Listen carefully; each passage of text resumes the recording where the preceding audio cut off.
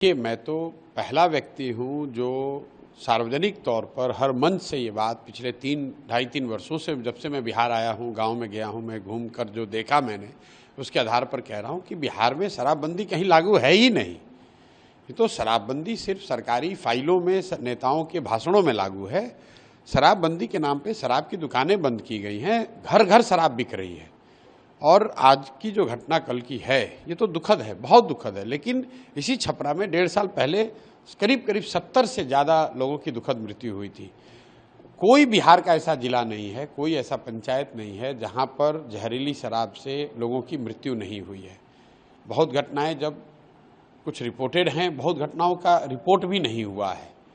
और ये तो मृत्यु जब एकदम एक तरह से एक्सट्रीम घटना है। लेकिन सामान्यतः जो घटिया क्वालिटी की शराब है, जो शराब माफिया जहरीली शराब या गलत तरह के शराब जो बेच रहे हैं ये लोग, इसके पीने से जो लोगों के स्वास्थ्य पर, उनके लिवर पे जो असर हो रहा है, इसकी तो कोई चर्चा ही नहीं हो रही है। और ये जो घर घर बिकने वाली शराब है, कहीं ना कहीं बिहार के समाज को, बिहार की सरकार को ये समझना होगा कि आप शराबबंदी के नाम पर दुकान बंद किए हुए हैं, हर घर में शराब बिक रही है और जहरीली और गलत शराब बिक रही है। 10 रुपए की शराब 100 रुपए में बिक रहा है। और ये सारा कुछ का फायदा किसको हो रहा है? फायदा यहाँ के भ्रष्ट अधिकारियों को हो रहा है, यहाँ के भ्रष्ट नेताओं को हो रहा है। और जो बहुत बड़े पैमाने पर शराब माफिया है यहाँ पर, जो इस शराब के धंधे से 15 से 20 हजार करोड़ रुपया कमा रहा है, ये लोगों की मिली भगत है, जिन्होंने एक ये भौकाल खड़ा किया हुआ है कि शराबबंदी पब्लिक चाहती है, अगर शराबबंदी के खिलाफ बोलिएगा तो वोट नहीं मिलेगा। इसीलिए जनसुराज में हम पहले दिन से कह रहे हैं कि भाई वोट मिले या ना मिले, ये निर्णय, शराबबंदी का निर्णय बिहार के पक्ष में नहीं है, बिहार के जनता के पक्ष में नहीं है। इससे पहली बात कि कहीं शराबबंदी है नहीं, घर घर में शराब बिक रही है। और इस तरह की स्पूरियस लिकर से, जहरीली शराब के पीने से लोगों का स्वास्थ्य, उनकी मृत्यु हो रही है, उनके स्वास्थ्य को हानि हो रही है। सरकार का, बिहार जैसे गरीब राज्य का, हर साल 15 से 20 हजार करोड़ का नुकसान हो रहा है।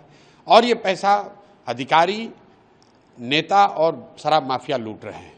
और इतनी एक तरह से संवेदनहीनता आ गई है कि इतनी मौत के बाद, इतनी दुखद मृत्यु के बाद सरकार की ओर से, सरकार के मुखिया नीतीश कुमार वहां जाएंगे तक नहीं। पिछली बार करीब 70 लोगों की मृत्यु जब छपरा में हुई, इसी जिले में, तो सरकार की ओर से कोई गया भी नहीं। कोई अधिकारी जाएगा, खाना पूर्ति करेंगे, फिर वही बात हो जाएगी। पूर्वी चंपारण में घटना हुई है, कोई बिहार का जिला नहीं है जहां ये घटना नहीं हुई है।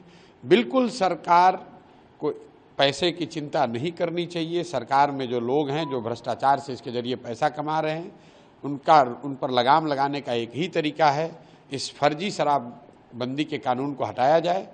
शराब अगर बिकना है तो उसको रेगुलेटेड तरीके से बेचा जाए, ताकि कम से कम लोग गलत शराब ना पिए, किसी की मृत्यु ना हो और शराब।